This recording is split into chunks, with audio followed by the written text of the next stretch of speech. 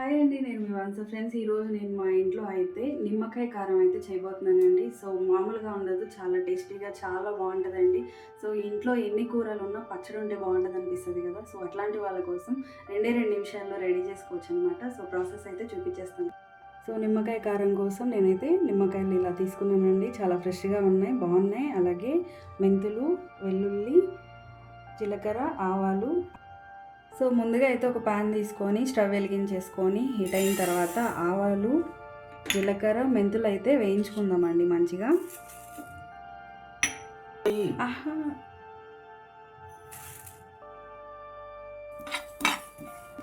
So ఇవైతే వేగిపోయినాయండి మంచిగా. ఆరినించి mixie జార్లో అయితే వేసేసుకుందాము. సో ఇప్పుడు నిమ్మకాయ జ్యూస్ అయితే తీసుకుందామండి. ఇవైతే ఆరిపోయినాయి కదండి, మిక్సీ జార్లో అయితే వేసేసుకుందాము. మనం ముందుగా ఒలిసి పెట్టుకున్న వెల్లుల్లి, సో 2 స్పూన్ల కారం అయితే వేసుకోవాలన్నమాట. ఇప్పుడైతే చక్కగా మెత్తగా అయితే గ్రైండ్ చేసుకుందామండి.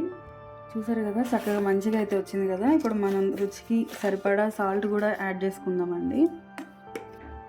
అలాగే కొంచెం పసుపు, అలాగే మనం ముందుగా తీసి పెట్టుకున్న నిమ్మకాయ రసం కూడా అయితే వేసేసుకుందామండి. సో చూసారు కదా ఫ్రెండ్స్, చక్కగా రెడీ అయిపోయిందండి. ఇప్పుడు మనం దీన్ని అయితే పోపు పెట్టుకుందాం. సో చూసారు కదా ఫ్రెండ్స్, నిమ్మకాయ కారం అయితే రెడీ అయిపోయిందనమాట. చాలా చాలా టేస్టీగా ఉంటుందండి, చాలా బాగుంటుంది. 2 నిమిషాల్లో రెడీ చేసేసుకోవచ్చు అనమాట ఇలాగా. సో చూస్తుంటేనే నోట్లో నీళ్ళు ఊరిపోతున్నాయండి. సో ఇంతే ఫ్రెండ్స్, బాయ్ అండి అందరికీ.